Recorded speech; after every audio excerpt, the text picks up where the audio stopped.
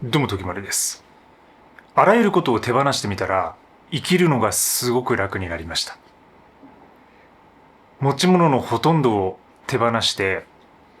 で、自分の部屋に物を蓄えなくなって、で、それはつまり富を所有することをやめたっていうことでもあるし、降りるっていうこと、競争から降りるっていうことでもあるし、で、あとは満員電車を降りました。会社員っていうものを手放して、会社を手放して、で、自分の仕事だけで、自分の作品だけで生きていくと。発信だけで生きていくと。競争社会から降りるっていうこと。降りることによってものすごく楽になる。でも降りるまでにはむちゃくちゃ時間がかかりましたね。なぜなら、一回レールの上を走る乗り物に乗ってしまうと、そのまま行っちゃうんですよね。本当に僕も時間がかかりました。これに気づくのに。小さな頃からね、学校とか小学校、中学校、高校、そして大学まで行かせてもらって、でね、授業料も親にね、出してもらって、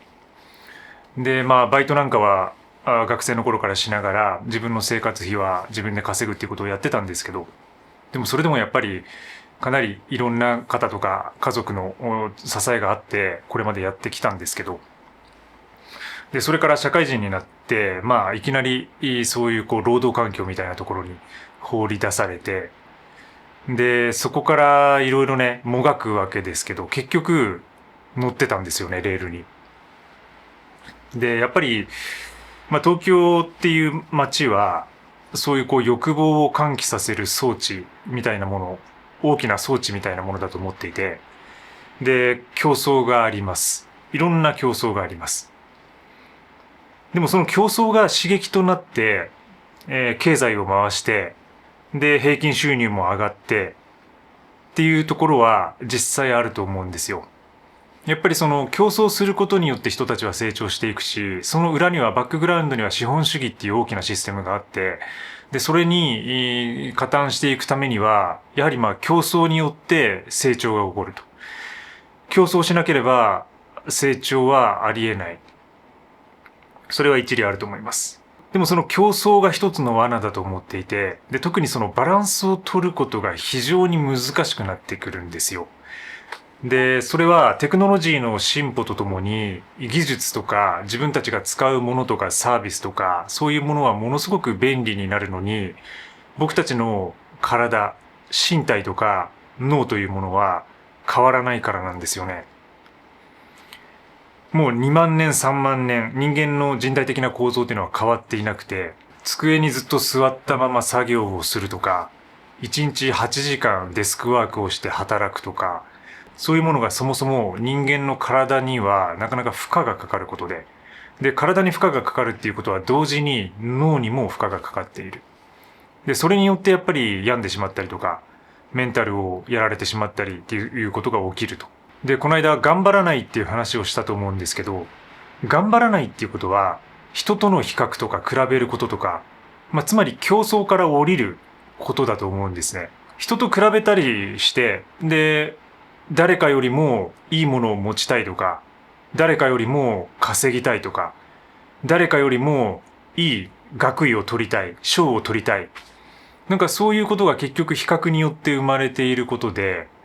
頑張らないっていうことは、その競争に乗らないっていうことなんですよね。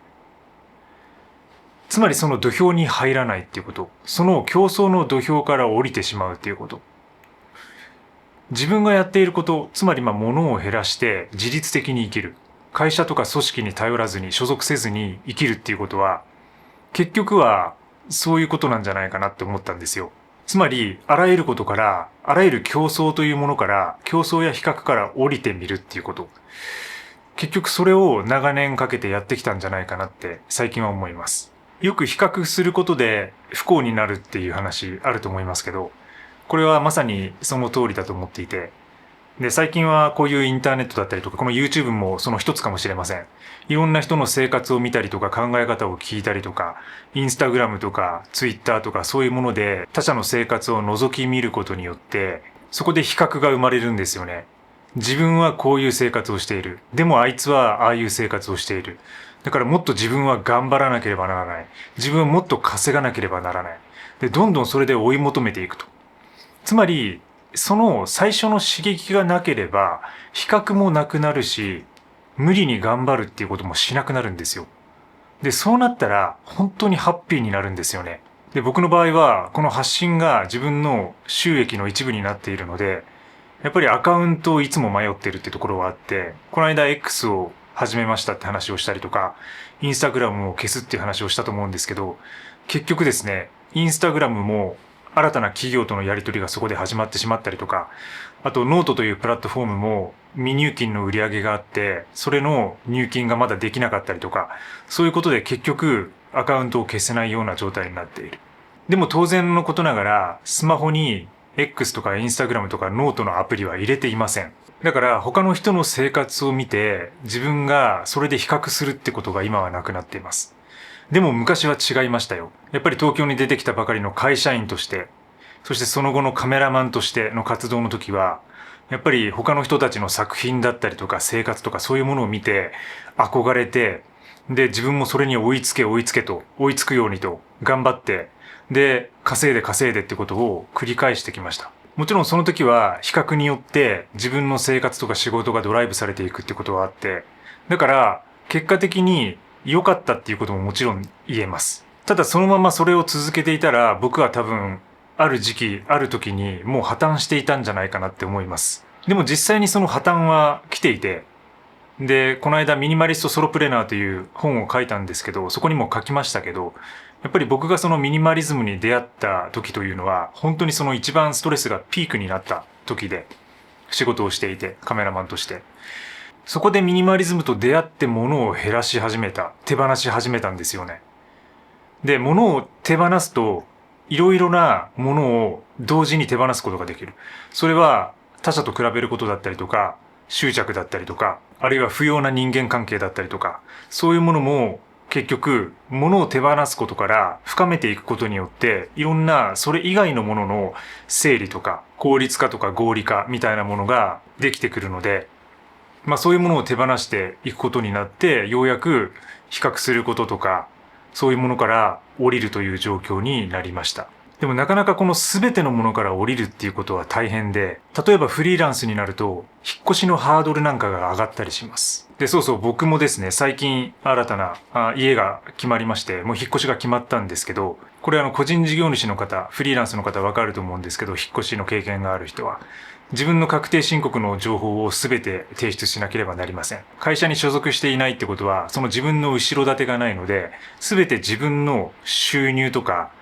コスト、そして利益、つまり課税所得みたいなもの、そういうものを見られることになります。で、そのような社会的なものとか法が絡むような手続きっていうのは、個人で全てから降りてしまった人には少しハードルが高くなります。ただ自分の場合は、全ての場合から降りてしまった後の方が、精神的にも、経済的にも、そして生活的にも楽に生きれるようになったんですよね。会社員とかクライアントワークを手放した時は、やっぱり瞬間的には収益は落ち込みます。それはこれまであったものがやっぱなくなるっていうことなので、ただそれがなくなったことによって自分の生活、自分の時間の使い方みたいなものが根本的に変わるので、そのおかげでいつの間にかその会社から得ていた給料の5倍とか6倍になって、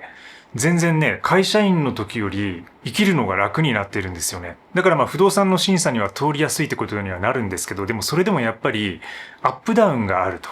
これがまずやっぱり問題になると。会社員で得られる給与所得というのは基本的に毎月一定なので、その同じリズム、同じ金額というのが、やっぱり社会的には安心安全と判断されるんですよ。だから全てから降りてしまうと、そういうところが不安定になるんだけど、その辺は日々の実践とか、日々の習慣とか、そういうもので積み上げられる部分だと僕は確信しています。それがやっぱり表面的な稼ぐテクニックとか収益とかそういうとこだけに一時的なものだけに注力するのではなくて、つまりアプリケーション的なものではなくて本来の OS、基本 OS である自分の生活基盤とか習慣とかそういうものの方が大事っていうこと。で、それをこの間まとめたのがミニマリストソロプレナーという本です。レールに乗ったままの生活をしているときは、時間の流れ方がちょっと変な感じがありますね。で、それは今全部自分の時間を自分で使えているので、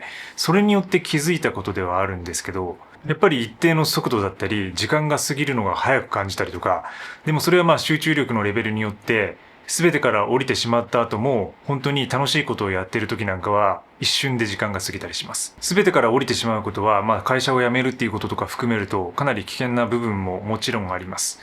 でも、どういう状況であっても、ある程度時間の使い方だったりとか、日常的な習慣の作り方だったりとか、あとはアプリケーションの設計とか触り方、そういうことによって、ある程度カバーできる領域だと思うんですよね。つまりそれはいつも話しているようなデジタルデトックスとかデジタルミニマリズム的なことを活用することかもしれないし、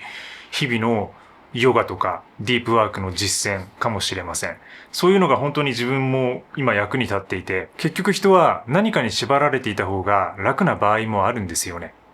自由っていうものが実は自由に思えて不自由であるって。で、それは敷かれたレールしか歩んでこないからこそ、そういうことになってると思っていて、だからそういうものから全て降りてしまうとかなりトレーニングが必要で、つまり自分の一日を組み立てる規律とかルールとか、あるいは儀式的なもの、そういうものが必要になってきます。そういうものが確立できないと、全てから降りてしまうと、本当に比較もなし、で、それで刺激もなし、で、全ての自分の生活の秩序みたいなものがそこで崩れてしまって、逆に病んでしまう人もいると思います。だから十分気をつける必要はあると思うんですけど、このチャンネルを見てくださっている皆さんは、結構そういう実践をすでにされている方が多いんじゃないかなって思います。多くのことがミニマリズムに関わってきます。そしてミニマリズムを用いることは、全てのものから降りて自律的な生活を取り戻すための鍵になると思っています。持ち物をできるだけ少なくしておくこと。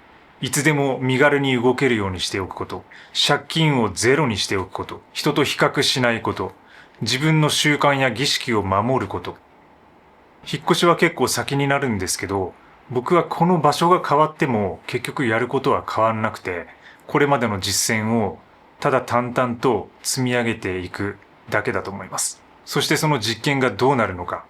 これからも見届けていただけると嬉しいです。今日も最後までご視聴いただきありがとうございます。チャンネル登録もよろしくお願いします。また次の動画で。チャオチャオ。